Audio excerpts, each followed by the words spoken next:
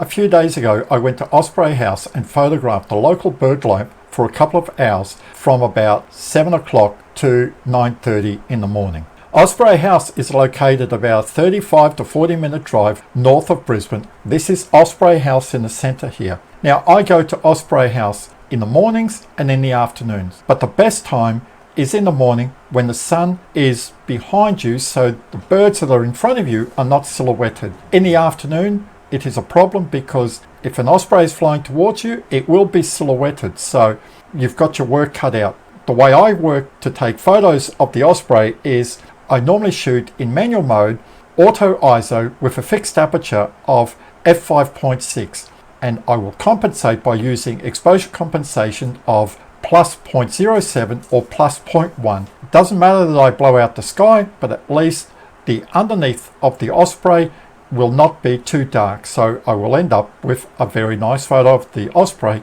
as it's flying towards me. Now this is a close-up look of Osprey House. On the right here at the end of the car park, this is where the pole with the osprey nest sits on, and there is 3 places that you can photograph the birds from: the Fred Dole Amphitheatre, the Kingfisher Lookout, or the Bird Hide. I prefer the Fred Dole Amphitheatre because it is the one the lowest to the waterline, which gives me a very clear view of the birds and I'm not looking down on the birds at all. This was what I was faced with that morning. You could see I had a very nice blue sky, the tide was slowly going out, and I got some very nice photos because the sun was behind me. Now looking from the air, you can see here, this is the bird hide. You can see it's very well protected. You stay in there, the birds can get very close to you.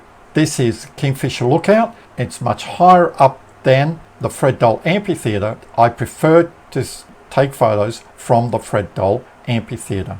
Now on this morning I photographed quite a few species of bird life, like this Tahitian kingfisher who was hunting for little crustaceans, and he kept flying in and flying out, and I got quite a few photos of it as it was moving around. I also photographed a rimbrel, and this is why I prefer early morning. You can see it's nicely lit up with the sun shining on it. If this was in the afternoon, the bird would actually be silhouetted. Striped heron are also found in this area, but I found to be very spooky, so trying to get a close-up shot of this bird isn't that easy at all. Just like this white-faced heron, they just seem to be very spooky in this area, and it's very hard to get a close-up shot because they won't come very close to you. But I was fortunate to get around a half a dozen photos of it as it took off from this position and flew from left to right in front of me while I was at the Fred Dole Amphitheatre. I was also fortunate to get photos of a pelican as it just landed on the water around 50 meters away from me.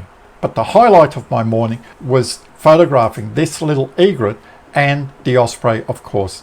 I took around 150 photos of this little egret as it was right in front of the Fred Dole Amphitheatre, only about 15-20 meters away from us, trying to catch small fish, and it had a very good success rate. And you can see here it's actually staring at me. Well, it's not staring at me, it's staring at the little fish that are in front of it here. It's keeping a very good eye on it, trying to catch, and as the fish was moving around, it just kept hopping around from one spot to another. This little mullet here that you can see in the frame here with the little egret, this egret chased this little mullet for a couple of minutes, didn't have any luck though catching it, so he had a second life that morning. But of course the highlight when you come down to Osprey House is photographing the local osprey, and we're very fortunate to have the osprey having a bath only about 50 meters in front of the bird hide, so we were quite low to the ground and got a really nice set of images.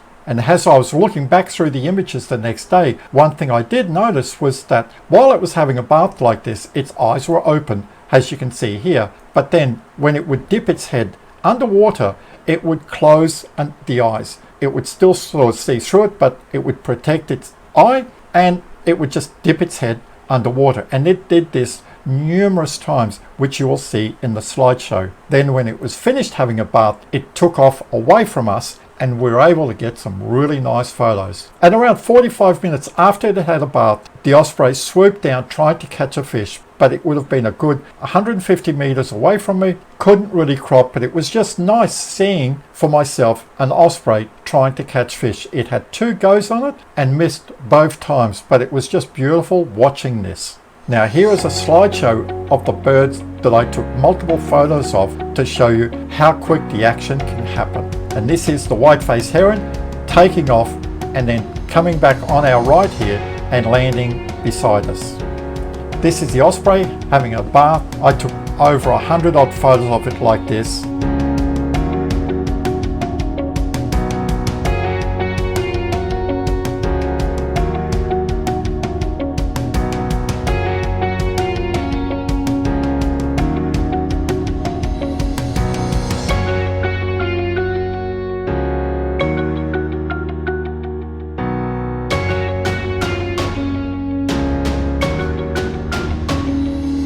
And then it took off. It was beautiful watching it just flap its wings and just take off into the sky.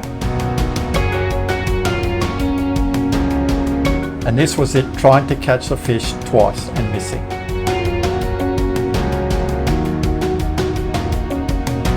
I was also very lucky to capture this Teresian kingfisher as it was chasing crustaceans in front of the Freddoll amphitheatre. This is why early morning light is best. And this is the Little Egret having a ball of a time catching the small fish right in front of us. You can see how fast it was moving around, chasing these little fish around.